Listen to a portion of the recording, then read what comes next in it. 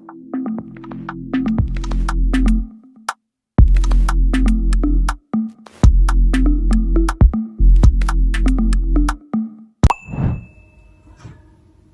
alaikum. I am Omar and welcome to Deep Dive with Omar.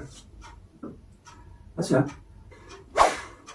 তুমি কি কখনো confuse হয়েছো যে I will meet you on 5 p.m. হবে নাকি at 5 p.m. হবে, অথবা my birthday is in Sunday হবে নাকি on Sunday হবে? যদি হয়ে থাকো তাহলে আজকের এই ভিডিওটা তোমার জন্যই।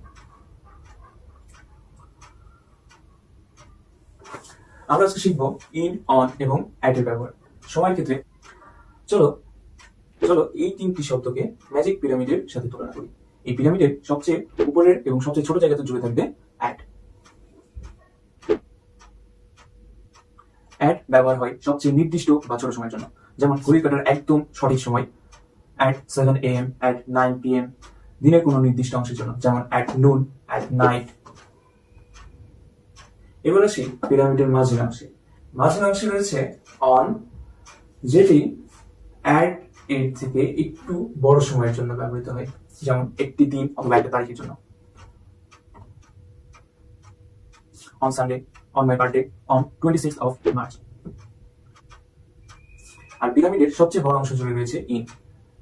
ইনের ব্যবহার হয় সবচেয়ে লম্বা সময় বোঝাতে, যেমন মাস, বছর, ঋতু অথবা দশক, যুগ। in March, in 2026, in the 90s। তাহলে সংক্ষেপে যদি আমরা মনে রাখতে চাই তাহলে অ্যাট ব্যবহৃত হবে একদম নির্দিষ্ট সময়ের জন্য, অন ব্যবহৃত হবে একটা পুরো দিন অথবা একটা তারিখের জন্য, এবং ইন ব্যবহৃত হবে অনেক লম্বা সময়ের জন্য, যেমন মাস, বছর বা ঋতুর জন্য। তাহলে ভিডিওর শুরুতে আমরা যে প্রশ্নটা করেছিলাম, I will meet you on 5 p.m. হবে নাকি at 5 p.m. হবে, নিশ্চয়ই আমরা বুঝতে পেরেছি হবে at 5 p.m. My birthday is on Sunday। আশা করি এখন থেকে ইন, অন এবং অ্যাট নিয়ে তোমাদের আর কোনো কনফিউশন থাকবে না। যদি ভিডিওটা ভালো লেগে থাকে অবশ্যই লাইক দাও আর বন্ধুদের সাথে শেয়ার করো। Till then, keep exploring.